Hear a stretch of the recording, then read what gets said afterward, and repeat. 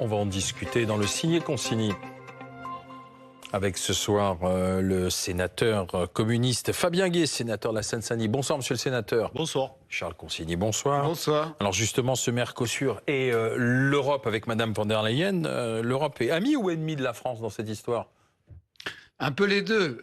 C'est vrai qu'on peut se demander si ce traité n'est pas un peu anachronique d'une part, parce qu'il va à l'encontre de tout ce que font maintenant un certain nombre de pays pour protéger leurs frontières. C'est un traité qui se négocie depuis 25 ans, hein, le Mercosur. Et s'il n'est pas nuisible à notre agriculture en particulier, puisqu'en fait, pour le reste, il est plutôt bénéfique, je pense. Je vais l'expliquer dans une seconde.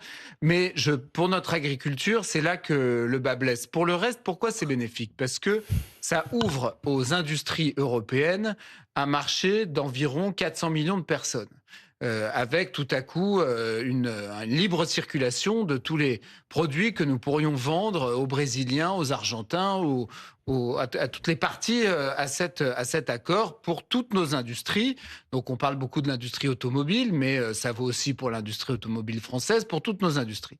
Là où effectivement les agriculteurs ont raison de gueuler et de s'opposer, c'est que non seulement on va effectivement importer des produits agricoles, que ce soit de la viande ou des produits végétaux qui sont bourrés des produits que nous, on interdit sur notre territoire, pesticides, autres produits de ce genre, mais en plus, on va exporter des pesticides et des produits chimiques qu'on va fabriquer en Europe, qu'on refuse à nos agriculteurs, mais que les agriculteurs des pays du Mercosur vont utiliser. Et derrière, on va réimporter ce qu'ils auront produit avec ces produits qu'on interdit en Europe. Donc ça me paraît évidemment délirant et je pense qu'il faut le dénoncer. Mais néanmoins, sur le principe, je continue, moi, à penser que ça reste un bon débouché pour les industries européennes, le Mercosur, surtout au moment où, notamment, les États-Unis ferment leurs frontières. Ça reste un débouché intéressant.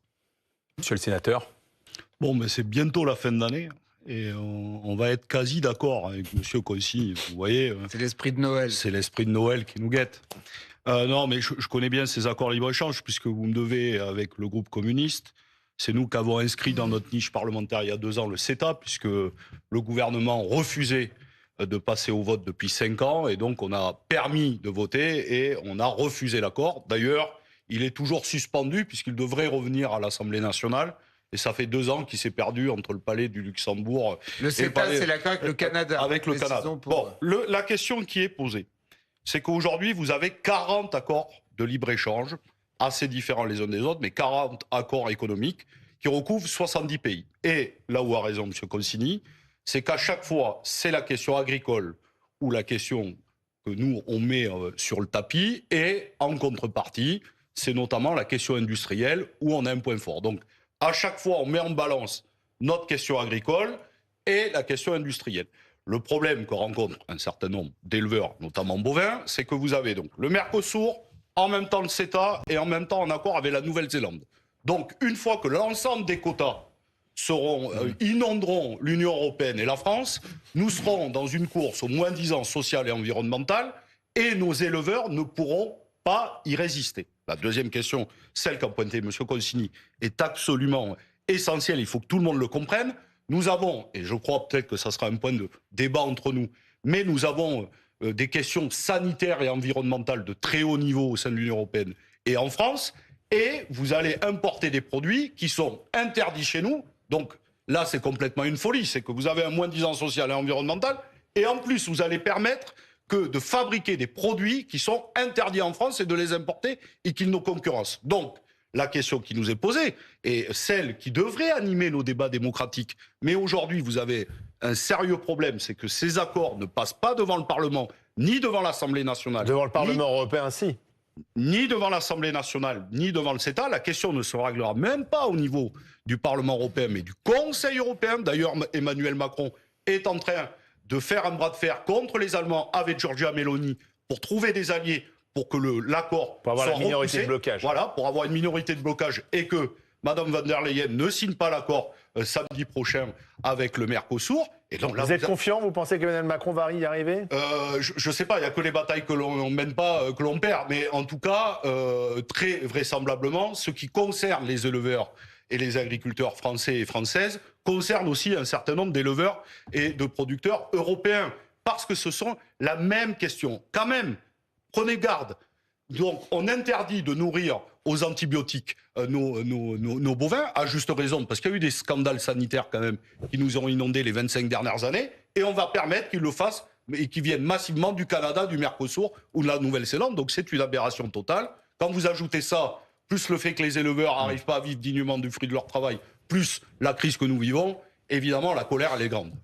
Non, mais c'est sûr qu'il y a pas très longtemps, par exemple, dans un magasin, un supermarché du Jura, je tombais sur de l'agneau néo-zélandais.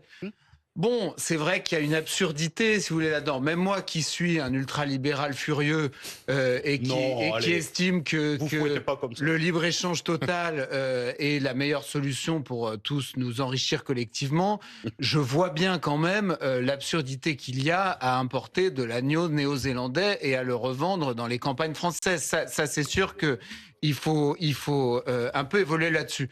En même temps, l'Union européenne, parmi les grands blocs mondiaux, par rapport aux États-Unis, par rapport à l'Asie, enfin à la Chine en particulier, est le bloc qui dépend le plus de ses exportations. Nous dépendons, je crois, à 40% de nos exportations, ce qui est beaucoup par rapport aux autres. Donc on a besoin en réalité d'exporter. Notre marché intérieur ne suffit pas à notre industrie. Moi, je pense que ce qui serait de bonne justice, puisque ça fait 25 ans qu'on négocie cet accord, on peut attendre 26 ans, si vous voulez. Il n'y a pas d'urgence à attendre un petit peu. On devrait effectivement, je pense, repousser cet accord pour protéger les agriculteurs européens et notamment les agriculteurs français qui ont quand même été suffisamment sacrifiés. Combien il faut qu'il y en ait qui se pendent dans le fond de leur grange pour qu'on entende leur détresse. Donc moi, je pense qu'on pourrait attendre un peu. Et franchement, Madame von der Leyen, qu'est devenue la France dans le concert des nations européennes pour qu'une dame qui n'est pas élue, qui négocie... qui est choisie par les chefs d'État et de gouvernement. Oui, mais quand même, moi j'estime... Elle a été validée par Emmanuel Macron. J'estime quand même que dès lors que le président français s'oppose, surtout si on apprend là, vous m'apprenez qu'il négocie avec Madame Meloni, ça j'ignorais, mais surtout s'il est soutenu par d'autres chefs d'État. Oui, je pensais que la France était très isolée. Il y a 27 pays. Oui, mais il y a un moment donné, il faut que la France doit quand même avoir voix au chapitre. Moi, je suis désolé, je me sens pas particulièrement représenté par Ursula von der Leyen, qui a négocié n'importe comment. Déjà, les vaccins, je veux dire, son comportement... Avec Pfizer, durant la crise Covid. N'est pas clair. Je veux dire, elle refuse de produire les textos qu'elle échangeait avec le patron de Pfizer. J'estime que l'agriculture française, elle doit quand même être défendue et je me méfie d'un accord qui peut-être a des bons débouchés pour d'autres pays de l'UE, mais pas forcément pour la France. Il faut qu'en tout cas, le président français, à mon sens, pèse de tout son poids pour obtenir au moins des vraies concessions s'agissant des agriculteurs français. Non, mais il y a trois choses. La première, elle est une question démocratique. Vous disiez, c'est les gouvernements qui l'ont choisi, Madame von der Leyen, c'est vrai. Mais quand même, 40 accords de libre-échange sans qu'à aucun moment les parlements nationaux ne soient interrogés, puissent voter. Et la seule fois où ils le peuvent, c'est le CETA, donc l'accord avec le Canada. Comme ça ne va pas dans leur sens, on suspend les votes, est une question. D'autant plus que ce sont des accords qui ont commencé, notamment le Mercosur, en 1999. Nous n'étions pas quand même dans la... Tout le monde peut l'accorder, il y a 26 ans, nous n'étions pas dans la question climatique et le réchauffement climatique comme aujourd'hui, ou les questions sociales. Pardon, mais on arrête le commerce international. Non, pas du tout. Je n'ai jamais dit ça. Il faut mieux l'organiser. Alors, pardon. Parce que ça n'empêchera pas... Monsieur Truchot, pardon. Non, mais je termine. Ça n'empêchera pas, s'il n'y a pas de Mercosur, ça n'empêchera pas la viande argentine et brésilienne de continuer à arriver en France. Tout à fait. Sauf que l'idée, c'est de mettre en place des règles. Alors peut-être que les règles ne sont pas suffisantes pour protéger nos agriculteurs, mais il faut expliquer, il ne faut pas dire n'importe quoi aussi à ceux qui nous regardent, c'est-à-dire que ça n'empêchera pas déjà des produits qui sont chez nous de continuer à arriver. Voilà. L'idée, c'est de fixer des règles. J'ai coupé personne. Monsieur Truchot, vous avez commencé à me couper la parole en me disant « Est-ce que vous voulez arrêter le commerce international ?» Pardon de vous le dire, mais les questions de libre-échange datent des années 70 et pourtant nous commerçons depuis l'Antiquité. Donc, nous commercions avant les accords de libre-échange, et si nous remettions les choses à plat, nous continuerions.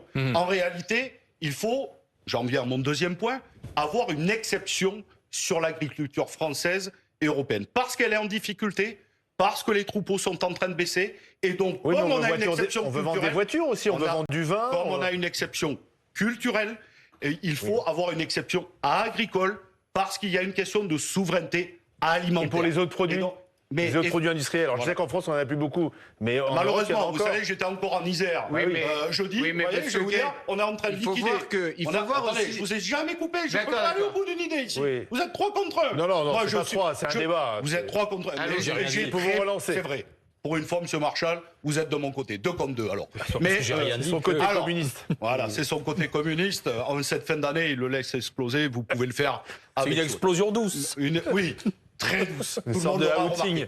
Moi, j'étais jeudi en Isère. J'ai vu les Tesser, 305 ans, c'est en train d'être liquidé. Les vins Corex, les ST microélectroniques. Donc, effectivement, nous avons aussi une question industrielle. Mais je le dis, je reviens sur ce qui nous concerne. Il faut une exception agricole, comme nous avons une exception culturelle sur cette question. Et donc, oui, il faut un rapport de force. Et lorsque la France prend la parole au sein des nations européennes, elle doit être entendue, écoutée et respectée. Par exemple, la question des clauses miroirs, de ne pas accepter des produits que nous interdisons ici, venant de l'autre côté de la planète, ça semble plutôt logique.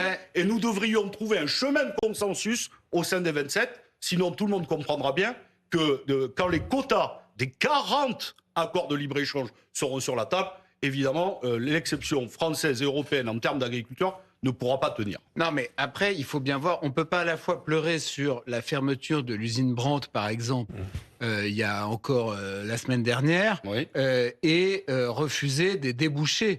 Il faut bien voir que le Brésil, l'Argentine, les pays qui sont partis à cet accord, c'est pas que des paysans et des gens qui vivent dans des favelas. C'est des classes moyennes très importantes qui ont des vrais qui peuvent acheter des voitures françaises et qui peuvent acheter des produits français et notamment des voitures ou des machines à laver françaises, premièrement. Et je vais même vous dire mieux, parce que j'ai été plusieurs fois au Brésil, puisque je suis président du groupe France-Brésil au Sénat, j'ai eu cette occasion-là, et je peux même vous dire que ce n'est pas que des simples paysans, mais ils savent même produire.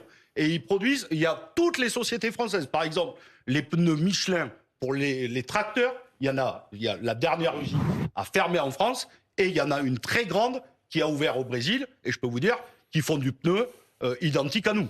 Donc ils nous ont pas attendus, si vous voulez, pour eux avoir un enjeu industriel, leur souveraineté, et faire leurs produits. Si on pense que nous, on va être submergés par les produits sud-américains, mais que nous, on va leur vendre et qu'ils nous attendent. On va leur vendre un peu. On va leur vendre un peu. Mais croyez-moi, ils ont des usines et ils savent faire. Oui, d'accord. Mais et ils sont surtout, pour l'instant, c'est les Chinois qui sont en train de submerger toute l'Amérique. Ils submergent l'Europe, ils submergent l'Amérique. Raison de plus pour y aller. Deuxièmement, c'est un traité qui nous ouvre les marchés publics sud-américains. C'est quand même intéressant, je veux dire, pour nos boîtes de BTP, pour nos entreprises technologiques, par exemple, pour le font déjà. Oui, mais là, ça va être facilité. En tout cas, c'est ce qui est écrit partout. C'est porte ouverte. C'est bon pour les notre balance commerciale. Européens. Moi, je pense, encore une fois, que fondamentalement, on est presque d'accord. C'est-à-dire que je pense que le secteur à protéger, c'est l'agriculture française dans cette histoire. Mais sinon, pour le reste, c'est quand même important qu'on ait des débouchés à l'étranger pour notre industrie. Sinon, on arrivera déjà que le niveau des prélèvements obligatoires sur les salaires. Vous dérivez. Mais non, ça compte déjà.